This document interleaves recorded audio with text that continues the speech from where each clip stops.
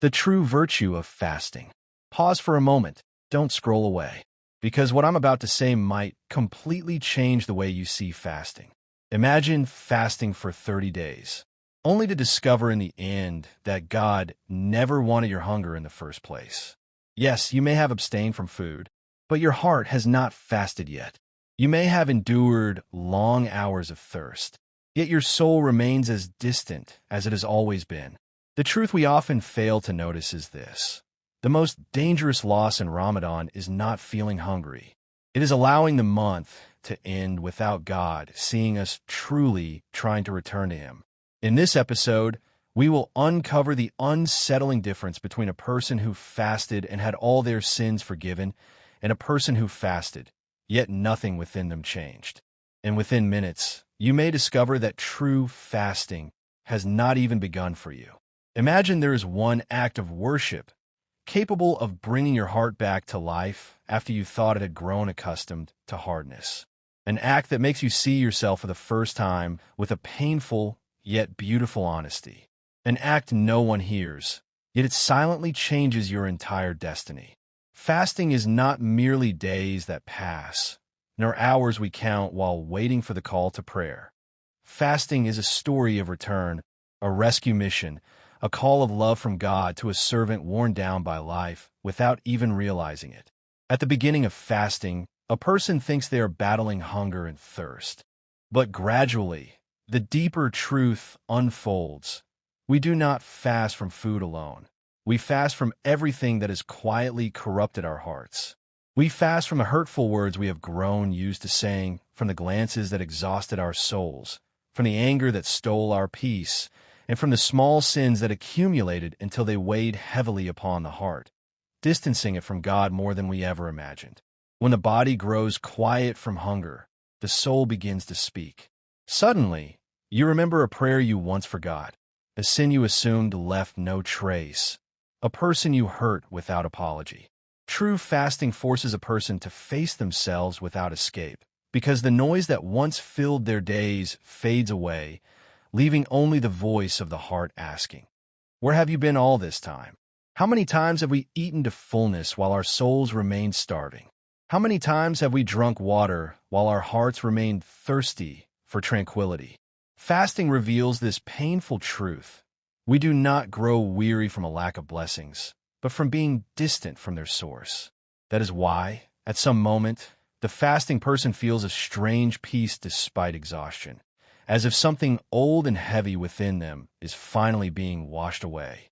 In the middle of the day, when thirst intensifies and strength weakens, the greatest lesson begins.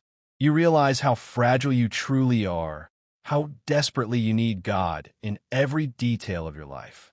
The illusion of control collapses, the sense of self-sufficiency fades, and a humility is born in the heart unlike anything it has known before. Here, fasting transforms from a collective routine into a deeply personal experience between a servant and their Lord, unseen and unfelt by anyone else. True fasting is not merely withholding food from your mouth, but withholding harm from others. It is for your eyes to fast from what is forbidden, your tongue from harshness, and your heart from hatred. It is to become lighter in spirit, calmer in reaction, and closer to mercy. For God does not look at your hunger as much as He looks at what changed inside you during that hunger. When you see someone in need before breaking your fast, you feel something you may have never understood before. Giving is no longer a passing charity. It becomes a sincere awareness of the pain others live with every day. Fasting teaches you that the blessing you take for granted may be an impossible dream for someone else, and that gratitude itself is an act of worship, no less than prayer. As sunset approaches, an indescribable moment arrives, a moment of beautiful brokenness. Hands are raised in supplication, hearts suspended between exhaustion and hope. In those seconds, a person does not pretend to be strong. They confess their weakness, their mistakes, their fears. Perhaps this is why prayers are answered, because the heart has finally become sincere in a way it never was before.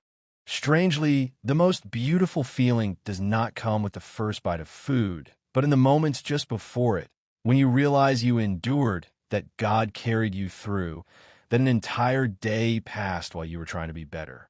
There is a hidden joy only those who taste true fasting understand. A joy of nearness, not merely a joy of eating. As the days repeat, real change begins.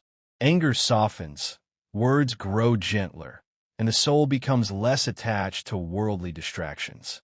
It feels as though your heart is slowly being reshaped, as though God is raising you anew, teaching you patience, rearranging your priorities, reminding you that life is not a race toward more, but a journey toward inner peace. Yet, the painful reality is that Ramadan passes over everyone, and not everyone changes.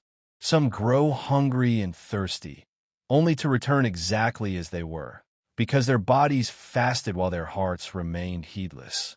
And here lies the difference between one who fasted out of habit and one who fasted out of love, between one who waited for iftar and one who waited for forgiveness. True fasting is when the month ends and you are afraid to return to who you once were. When you weep because you do not want to lose this closeness, this clarity, this serenity you have not felt in years. When you realize that the greatest gift of Ramadan was not the gatherings or the atmosphere, but a new heart quietly born within you. Perhaps this is why the righteous weep at the end of the month, not out of sadness that the days are over, but out of fear that their hearts might slip back into heedlessness after tasting nearness. For the one who truly knows God through fasting never wishes to live distant from Him again. And the question we must ask ourselves before this month ends is this: do we truly fast, or do we merely abstain from food and wait for sunset? In the next episode, we will come closer to a secret that has puzzled many. Why do some people feel an indescribable sweetness in worship, while others find it heavy despite performing the same acts? And what is it that truly brings a heart to life?